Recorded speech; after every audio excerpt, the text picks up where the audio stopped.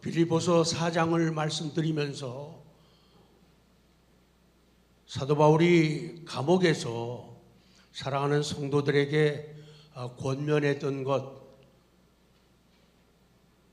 여러분 신앙 고백 안에 견고하게 서십시오. 제발 사람들 때문에, 제발 어떤 일과 사건 때문에, 제발 어떤 감정 때문에 흔들리거나 비틀거리는 그런 인생, 그런 믿음 가지면 안 됩니다. 견고하게 서라고 권면을 하죠. 그리고 2절 3절에 일치와 상부상조를 보이라.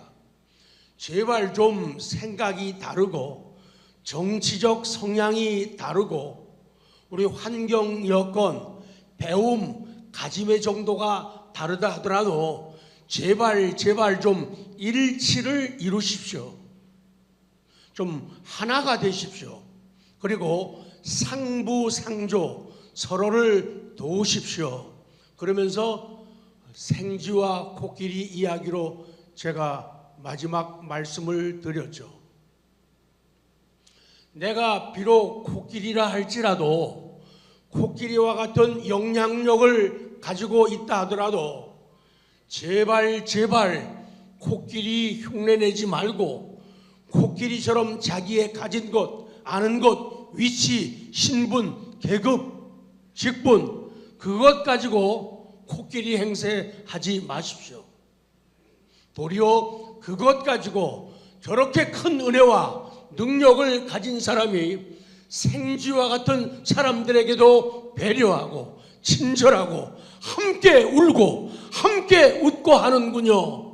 과연 하나님의 은혜가, 하나님의 능력이 저분을 보니까 대단한 걸 느낍니다.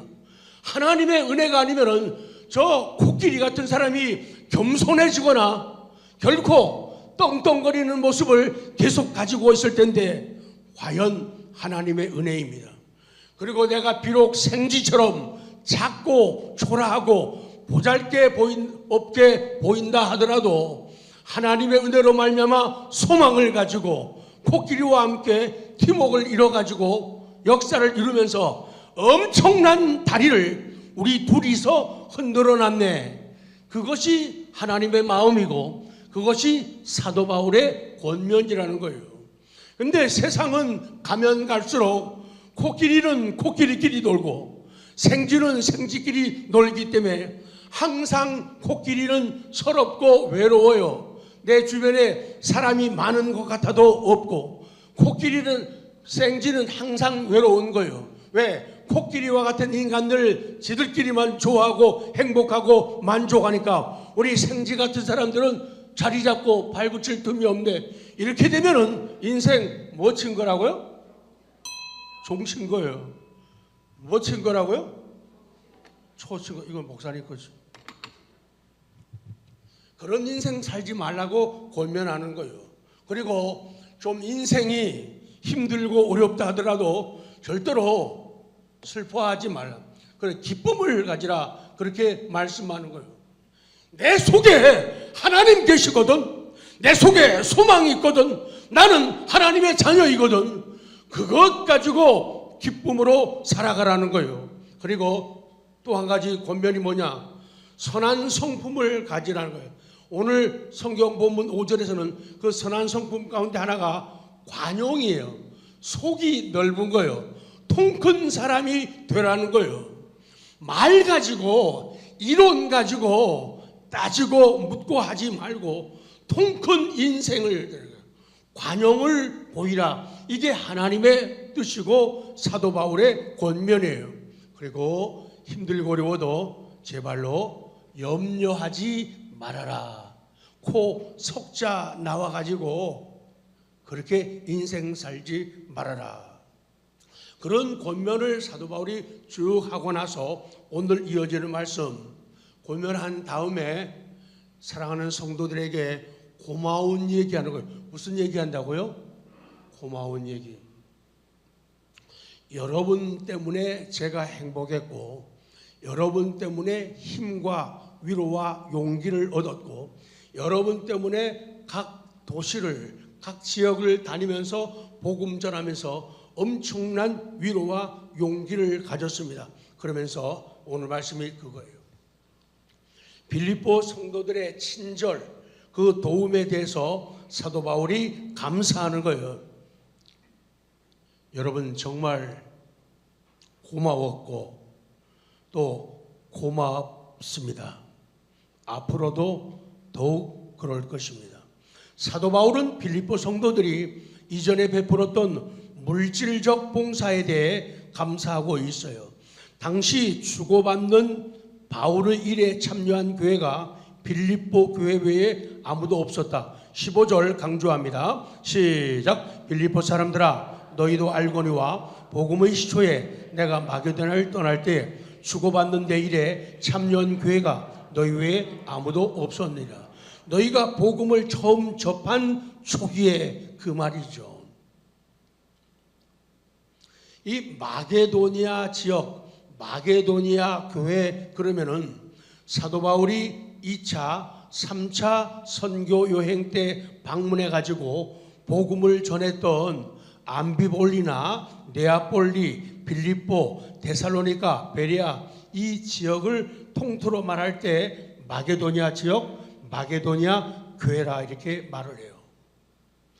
보통 사도 바울이 빌립보를 개척하고 그리고 데살로니가와 베레아 교회를 개척하고 떠날 때까지를 학자들은 말할 때 한 1년 정도 잡아요. 1년 정도 교회를 개척하고 사도 바울이 거기에 머물렀다는 거예요. 그러니까 오늘 말씀에 중요한 포인트가 이거예요. 적어도 1년 정도 된 교회, 얼마큼요?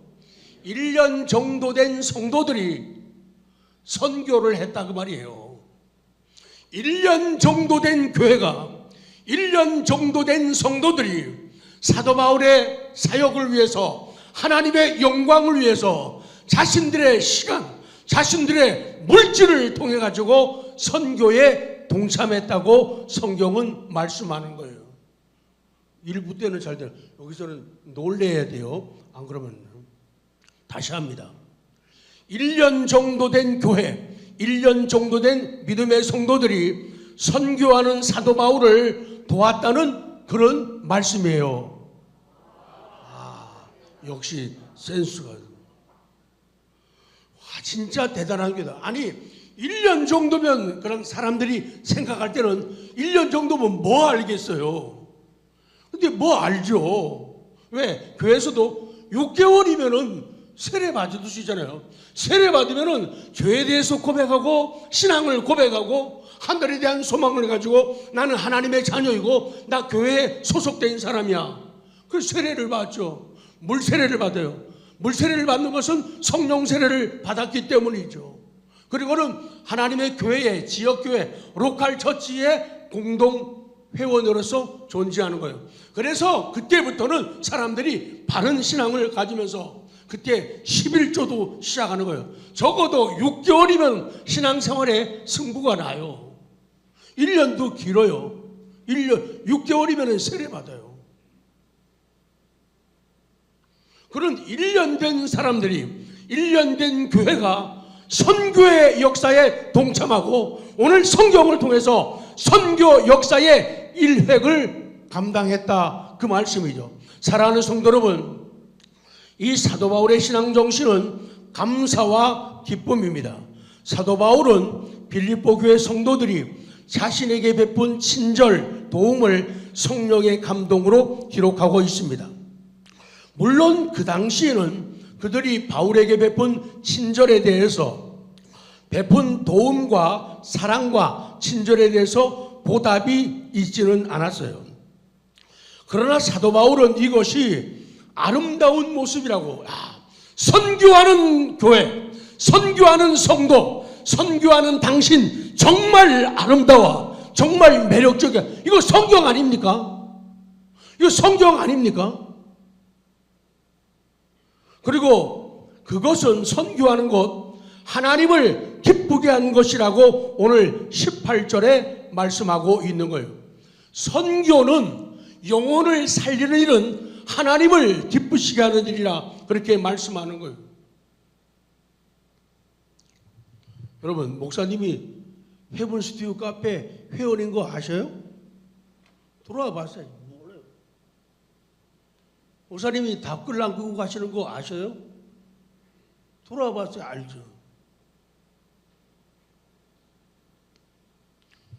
가장 좋은 신앙, 가장 좋은 교회, 가장 좋은 성도는 주고 받는 것이 자연스러워요. 주는 것도 자연스럽고 받는 것도 자연스러워요. 주고 나서 적어놓고는 몇 월 며칠 날 내가 얼마 줬어. 그리고 뭐 사줬걸랑? 그리고는 평생을 기억을 해요. 그거는 자연스럽지 않아요. 주고 나서도 잊어버려요. 받고 나서도 잊어버리면 안 돼요. 받은 건 기억해야죠. 그래서 가장 아름다운 신앙, 아름다운 교회, 아름다운 성도는 주고받는 것이 자연스럽다는 거예요. 주고도 생색내지 않고 받고도 기죽어 갖고 나는 평생을 신세만 지고 사랑만 받고 사는 놈, 아유 바보 미련, 진짜 아프네. 미련 곰탱이 나는 뭐야, 이렇게 안 해요. 받고도 고마운 마음이 있으면서도 하나님 은혜 때문이니까 내가 받는 거야. 하나님의 은혜 때문에 내가 저를 도와줄 수 있고 위로하고 용기 주고 내 것을 털어가지고 안겨줄 수 있어. 주고받는 것이 어떻다고요? 자연스러운 거예요. 근데 주고 나서 사람들이 내가 뭘 주고 나면은, 뭘 교회에다 드리고 나면은 자기도 모르는 사이에 내가 그러고는 자기가 성경을 써요. 마태, 마가복음이 아니라 내가 복음. 자기가 써요. 왜? 내가 했단 말이에요. 그거는 하나님을 기쁘시게 하는 일이 아니라는 거예요. 자, 사도 바울이 성도들에게, 성도들은 사도 바울에게, 자, 사도 바울이 성도들에게, 사도 바울은요 빌립보 교회 성도들에게 신령한 은혜를 나눠줍니다. 고린도서 9장 1절 시작. 우리가 너희에게 신령한 것을 뿌렸은즉 너희의 육적인 것을 거두기로 과하다. 사도 바울은 성도들에게 하는, 사도 바울이 하는 일은요 성도들에게 물론 물질적인 도움도 주지만은 그거 할 일이 아니거든요. 사도 바울이 하는 일은 성도들에게 신령한 은혜요, 하늘에 대한 소망이에요. 힘들고 어려운 세상을 어떻게 이길까, 어떻게 견딜까, 어떻게 노래할까, 어떻게 춤출까, 이걸 가르쳐 주는 거예요. 제가 3개월 동안 쭉 돌아다니고 다른 교회 탐방하면서 보고 돌아와 보니까 우리 양 목사님이 말씀을 얼마나 신실하게 바르게 분명하게 전하는가, 그거를 확인할 수가 있었어요. 맨 처음에 그렇지 않다고 생각한 사람들 다 오매 기죽하고 꼬리 내리고 머리다 구멍에다 박아 넣었잖아요. 맞다면 맞는 거예요. 옳다면 옳은 거예요. 처음 남의 교회 와가지고 설교하고 가는 분이 자기 발톱을 다 드러내요? 안 그러지. 얼마나 이제는 세련됨과 노련함 가지고 열정을 가지고 처음 뵀을 때하고 지금 목소리가 지금은 저보다 더 크셔요.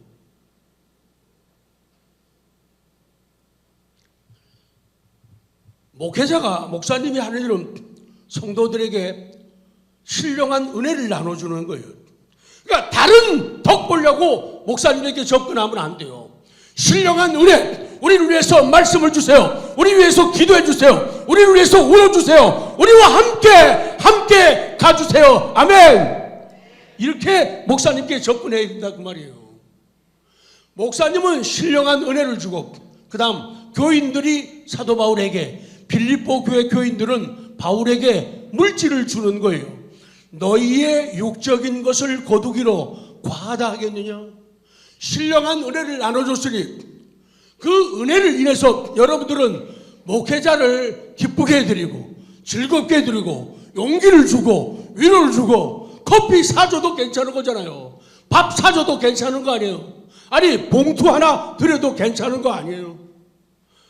목회자는 성도들에게 신령한 은혜를 나눠주고 성도들은 신령한 은혜를 받았으니 물질적인 것, 그러니 너희의 육적인 것을 여러분을 통해서 거둔다고 해서 이거 과하다고 말하겠냐? 아니라는 거예요. 은혜 받으면 아까운 생각이 없는 거예요. 은혜 못 받으면 다 아까운 거예요. 무슨 생각이 난다고요? 본전 생각이 나는 거예요. 은혜 못 받으면 징징거리게 돼 있어요. 은혜 받으면 아깝지 않은 거예요. 더 드리고 싶은 거예요. 이렇게 되어지는 거예요. 사도 바울은 은혜를 주고 성도들은 사도 바울에게 목회자에게 물질을 주었습니다. 그런데 그것이 과한 게 아니라는 거예요.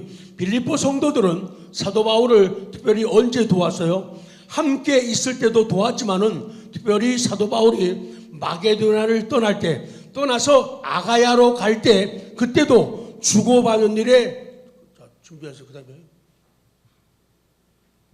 주고받는 일에 참여했다 그거예요.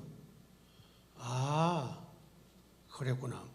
있을 때도 잘했지만은 마게도냐를 떠나가지고 아가야로 갈 때 가서도 그렇게 도움을 주고 신령한 은혜를 받았으니 저분 때문에 내가 구원받았어. 저분 때문에 교회 생활이 재미있어. 저분 때문에 예배가 즐거워. 저분 때문에 찬양이 즐거워. 그런 은혜를, 신령한 은혜 받게 되면은 아까운 생각이 안 되는 거예요. 근데 은혜 못 받으면은 징징댄다고 아까 말씀드렸죠.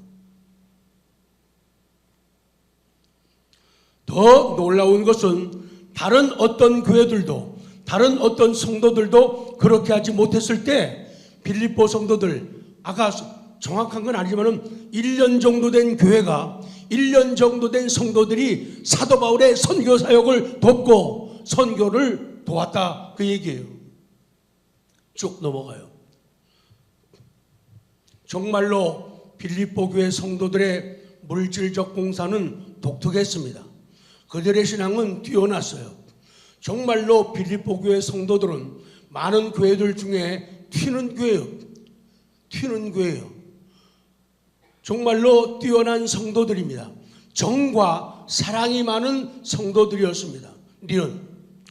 빌립보 교회 그리고 성도들은 2번이나 사도 바울의 쓸 것을 보내었다는 것. 멀리 떨어져서 사역지가 다르고 다른 교회에서 사역하고 있지만은 16절 크게 하고 싶을 거예요. 시작. 데살로니가 있을 때에도 너희가 한 번뿐 아니라 2번이나 나의 쓸 것을 보내었다. 한 번이 아니라 again and again. 다시 또 다시 몇 번이고 그 말이에요. 되풀이해서 선교비를 보내주었다는 거예요. 사랑하는 성도 여러분, 우리는 선을 행할 때 한 번 베푼 것으로 내 할 도리를 다한 것처럼 여길 때가 많아요. 한 번 하고 끝내지만 가장 성경적이고 아름답고 바람직한 게 이런 모습이죠. 한 번 하고 끝나는 게 아니에요. 그러니 그런 성도들의 모습을 보면서 하나님의 마음이 어땠을까? 정말 잘하는구나. 야, 정말 귀하구나. 사도 바울도 감동을 먹는 거예요. 정말 훌륭한 분들, 정말 귀한 분들. 그리고 다른 동력자들도 마음이 어땠을까요? 옆에서 뭉클했다 그 말이죠. 여러분, 신앙과 중간에요. 신앙과 불신앙이 언제 갈릴까요? 언제 어떤 것이 신앙적이고 어떤 게 불신앙적일까요? 나로 하여금 성령님께서 나로 하여금 성경 말씀이 십자가를 감당해라. 저 일에 대해서는, 저 사건에 대해서는, 저 자리에서는 네가 십자가를 져라. 네가 십자가를 져라. 네가 십자가를 져라. 네가 십자가를 져라. 그럴 때에 내가 어떤 태도를 가지는가, 그거에 따라서 신앙적인 반응이 나타나고 불신앙적인 반응이 나타난다 그 말씀이에요. 이제 마무리 들어갑니다. 마지막 2번째. 또한 사도 바울은 성도들의 소홀함을 이해하고 있어요. 너희가 나를 생각하던 것이 이제 다시 싹이 났구나. 내가 주 안에서 크게 기뻐한다. 4장 10절 시작. 내가 주 안에서 크게 기뻐함은 너희가 나를 생각하던 것이 이제 다시 싹이 나미니 너희가 또한 이를 위하여 생각은 하였으나 기회가 없었느니라. 여러분들에게서 다시금 이 빌립보 교회 성도들이 선교를 시작하고 여러 번 사도 바울을 도왔잖아요. 그러고 나서 시간 가고 세월 가면서 잊혀지고 지워졌던 거예요. 그런데 다시금 이분들의 마음에서 싹이 나듯이 하나님의 영광을 위한 사도 바울의 선교를 위한 마음이 싹이 나면서 이제 얘기가 되는 거예요. 빌립보 교회 성도들의 물질적 봉사가 다시 시작이 되었어요. 그것을 사도 바울은 이렇게 표현하죠. 이것은 빌립보 성도들이 물질로 바울을 돕던 일이 얼마 동안 중단되었다가 다시 계속되었다는 말이죠. 그것은 마치 겨울 내내 완전히 죽은 것 같던 나무가 봄을 맞아 다시 살아나듯이 바울에 대한 빌립보 교회 성도들의 친절, 배려, 도움이 다시 싹트고 있다. 그렇게 귀하고 따스하고 훌륭한 빌립보 교회도 그 성도들도 멈추는 순간이 있었구나. 그런데 다시 싹이 나서 시작이 되었다. 그런데 사도 바울은 그들을 크게 이해해 주는 것. 너 변했구나. 너 달라졌구나. 이제 다 잊어버렸다 이 얘기지. 이렇게 생각을 안 해서 그거예요. 오늘 너희가 또한 이를 위하여 생각은 하였으나 기회가 없었어. 참 아버지 마음이에요. 스승의 마음이에요. 기회가 없었기 때문에 못한 건 줄 내가 다 알아. 그 얘기예요. 그렇기 때문에 여러분은 적당한 기회가 주어졌다면 사랑의 손길을 펼쳤을 겁니다. 그 얘기예요. 자, 결론입니다. 위대한 삶의 기준은 어떤 삶이 위대한 삶이냐? 그 기준이 뭐냐? 내가 얼마나 높아졌는가에 있지 않고 얼마나 섬김을 베풀었는가에 달렸다는 거예요. 가정서도 그렇고요. 직장도 그렇고 사업장도 그렇고 우리 사회도 그래요. 교회 공동체는 더욱더 그래요. 위대한 삶의 기준. 내가 교회에서 얼마나 높아졌지? 내가 이제 영향력 있는 사람이 되었거든? 여기에 있는 게 아니라는 거예요. 내가 얼마나 섬김을 베풀었는가. 제가 매일 강조하잖아요. 11조 드려야 돼요. 근데 11조는 아까 말했던 6개월 정도 지나면은 세례 받으면은 그거는 보편적으로 다 하는 거예요. 그건 자랑도 아니에요. 그래서 그걸 갖다가 구분할 때 관례적 헌금이라 이렇게 부른다고 그랬죠. 그 나머지는 감사, 순간순간마다 감동받고 은혜받고 변화받아서 드리고 싶은 마음. 그래서 그 사람의 신앙, 그 사람의 인격은 감사헌금을 보아서 안다는 거예요. 근데 많은 경우에 사람들이 11조 하게 되면은 내가 모든 것을 다 아는 것처럼 이렇게 생각을 해요. 11조가 귀하고 훌륭하고 중요한 거지만은 그거를 넘어서야 돼요. 관례적 헌금을 넘어서서 감사의 생활로 들어갈 수 있는 여러분 모두가 되시기 바랍니다. 이게 성숙한 신앙이라는 거예요. 이게 하나님의 뜻을 이룰 수가 있는 것들이에요. 우리 교회는 어떤 교회가 되어야 되느냐? 좋은 사람들끼리 모여서 예배하고 기도하고 찬양하고 교제하고 밥 먹고 커피 마시며 얘기하는 그런 좋은 교회가 되어야 돼요. 그런데 거기에서 멈추면은 이거는 세상의 사교적인 모임과 집단과 같다는 거예요. 좋은 사람들끼리 코드 맞는 사람들끼리 칼라가 같은 사람들끼리 모여가지고 여러분 조심하십시오. 우리는 코드가 맞아. 얘기가 잘 통해. 그래서 하나의 부담도 없어. 매일 신나고 좋기만 한 사람들 아니에요. 아름다운 일이라면은 선행을 하고 있다면은 우리는요 그 속에 영적인 전투가 생겨나는 거예요. 근데 영적인 전투가 하나도 없다는 건요 매일 좋기만 하고 그게 이제 문제가 되고 거기서부터 또 골마가는 거예요. 골마가는 거예요. 그래서 좋은 사람들이 모여서 예배하고 기도하고 찬양하고 교제하고 와 좋다 여기가 천국이야 이렇게 되면 위험해진다고 말이에요. 밥 먹고 커피 마시고 얘기하는 거 야 진짜 좋다. 교회 가는 재미가 너무 좋아. 여기에 그치면은 결코 안 되는 거예요. 어떻게 해야 되냐? 우리가 그렇게 행복하고 기뻐할 적에 우리 주변에서 서성이는 사람들이 있어요. 기웃거리는 사람들이 있어요. 들어오고 싶어하는 사람들이 있어요.